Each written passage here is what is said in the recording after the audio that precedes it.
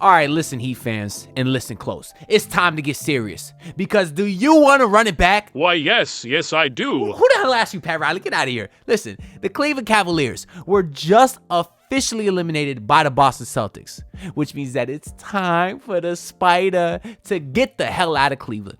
I'll tell you what, I just went to Cleveland, Ohio a couple months ago. Listen, it wasn't my choice.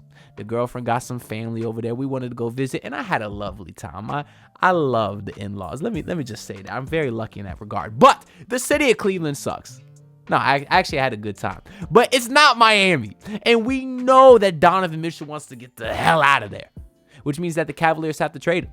Because, yeah, he does have one more year left on his contract plus a player option. But if he doesn't sign an extension this offseason that he's now eligible to do, well, then that means that he's going to opt out of his player option, which means that he's essentially an expiring contract going into next season. Which means that if you're the Cleveland Cavaliers, you got to trade the man, or you're going to lose him for absolutely nothing. So now all the rumors are going to start to spike up. We've already seen dozens in the last couple days, right? But now that the Cavaliers are officially eliminated, we're going to start to see a bunch of those reports come out. I think the most recent one was just yesterday. I don't remember if it was Brian Windhorst or whoever, but he said, of course, the Lakers and the Nets, and they're going to be at the top of the line for Donovan Mitchell. And I say they're not. Because what the hell does Cleveland want? Do they want Austin Reeves? The dude is just a paler Tyler. He's a white Tyler Hero. Do they want Cam Thomas? The man scores 40 points on 45 shots. No. This is what the Cleveland Cavaliers want.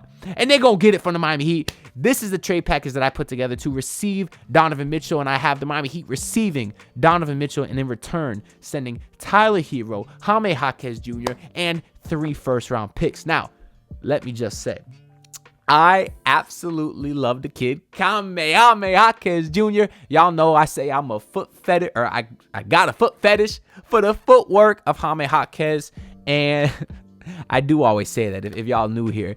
It's nothing sus, no pause, but the kid got footwork. He's 23 years old, and he is so far beyond his years. My God, Cleveland, you're going to love him as much as I do. I really do. I mean, I got the signed Jaime Jaquez. Look, that picture right there. It's a signed Jaime Jaquez picture. Actually waited in the mall in Miami. This was within the last, 6-7 months maybe, and I got him to sign it personally, so it was pretty cool. He was a nice guy. I spoke to him for 20 seconds. I don't know if he's a nice guy or not, but I'm sure he's a nice guy, Cavaliers. You love him in your organization. And Tyler Hero, he obviously is going to be the centerpiece of any package that the Heat may or may not make this offseason.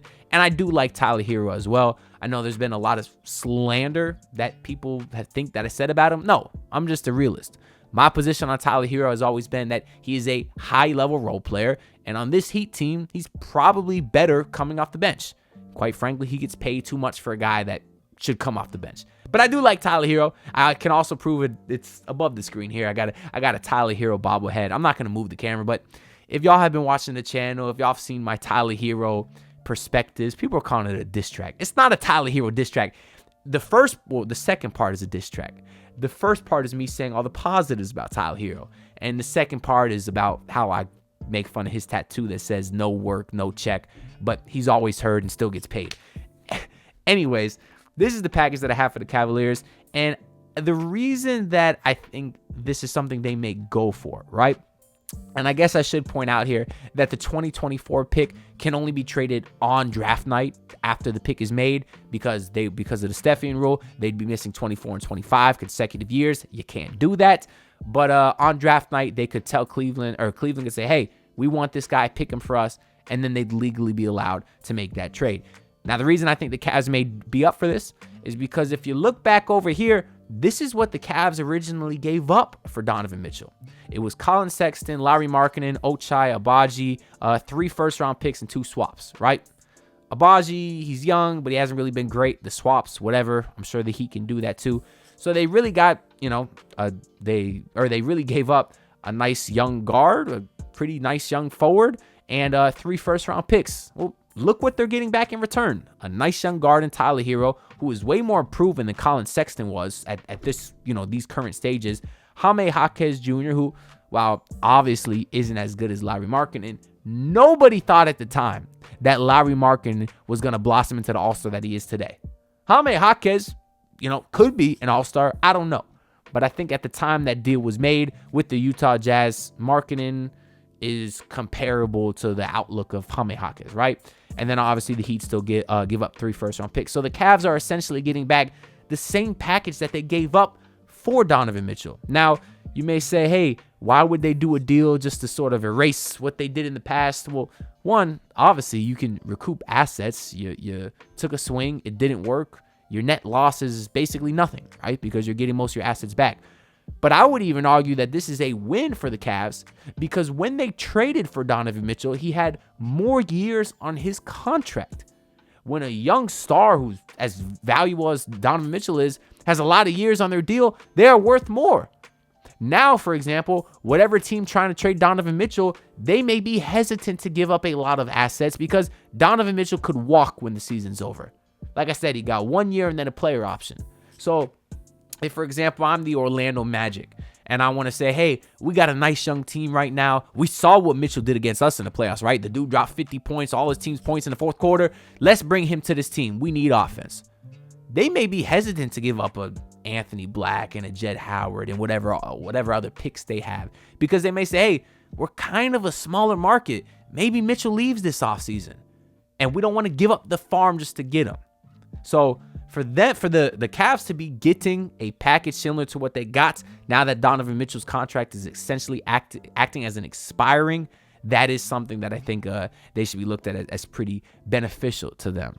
Anyways, what I want to talk to Heat fans, though, is when I said at the beginning of this video, get serious, is because there will be suitors for Donovan Mitchell, right? I know I made jokes earlier about what the hell do the Lakers have, right? Most teams have better assets than Miami. For one, I just posted a video a couple days ago about the truth about Tyler Hero, which is the Heat value Tyler Hero way more than all these other franchises do. So therefore, trying to build a trade around him is difficult because his value isn't that high and his contract, but his contract is, right? I think maybe Tyler Hero is not a negative asset, but he's one that's not highly sought out after because he gets paid a ton of money and he's a high-level role player who can't stay healthy. And when it comes to the postseason, he isn't great, right? So that's not a guy that a lot of teams are willing to say, hey, we'll give you a ton of money, right? So it is difficult to build a package around Tyler Hero. And as far as the pick situation, I know the Heat can send 3 first-round picks here, but one of them would have to be on draft night, like I said. Other teams don't have to worry about that. The New York Knicks, they got a boatload of picks from the Porzingis trade and all these other trades. I think for Anunoby, they didn't actually give up any picks either, which is kind of crazy. They only gave up, it was Quickly and Barrett. Now they gave up a second round pick for Bojan Bogdanovic and Burks. Didn't even give up a first, right? So that's a team that still has a ton of first round picks. So in any trade, the Knicks are the biggest threat for the Heat because of the assets that they have. In this specific trade, would they want to swing on Donovan Mitchell? If I was them, I would. I just think you get the talent and figure out the rest later. Unless it's guys with a bunch of egos like the Suns are doing with Durant and Bradley Beal and Devin Booker, or what the Nets did with Kyrie, Harden, and Durant. That stuff don't work, right? You got to consider fit and egos. But Donovan Mitchell and Jalen Brunson seem to be 2 guys that are some of the hardest working, I don't want to say lowest ego guys in the league, but they don't have, I don't sense a diva status from them. And maybe it's because they're younger guys who haven't really accomplished anything yet.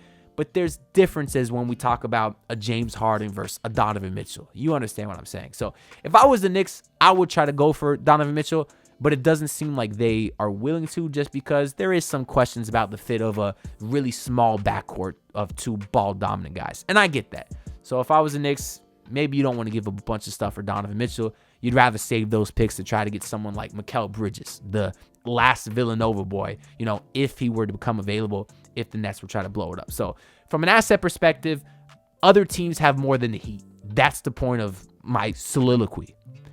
So if I'm the Miami Heat, I give up whatever it takes. And that includes someone that I did not put in here, which is Nikola Jovic. And now you're looking at a package of Tyler Hero, Jaime Jaquez, 3 first-round picks, Nikola Jovic, essentially everything in your bag. And I made videos about this, last year, saying I'd give up everything for KD or Donovan Mitchell. Stars, I'm not trading everything for Terry Rozier. I'm trading it for guys that I think legitimately are superstars. And I think Donovan Mitchell is a superstar. That, to me, Superstars are big time, are guys who make big time plays in big time games and big time moments. That's Donovan Mitchell. That's Donovan Mitchell scoring every single point for his team in the fourth quarter. That's Donovan Mitchell hitting big shot after big shot, no matter what team he's on, whether it was the Cavs or the Utah Jazz in the postseason. We remember him back in the bubble, him and Jamal Murray going back and forth. He is a big time player. Now, I know there's been some concerns where he has had a few bad playoff games, but who hasn't? And now he has been hurt. He missed the last 2 games with the Cavaliers. But overall, I don't look at him as a playoff choker or a guy who can't stay healthy. If anything, I look at him as the opposite. I look at him as a playoff riser. And he's a big-time player. And as far as timelines, he's great for Miami too. You could win now with him. He's perfect for Bam's timeline as well. Him and Bam are very close. So you also keep Bam Adebayo happy, who's up for an extension this offseason as well. A lot of Heat fans are worried Bam might walk. You try to get his friend Bradley Beal. You try to get his boy Durant, his boy Damian Lillard. You couldn't do it.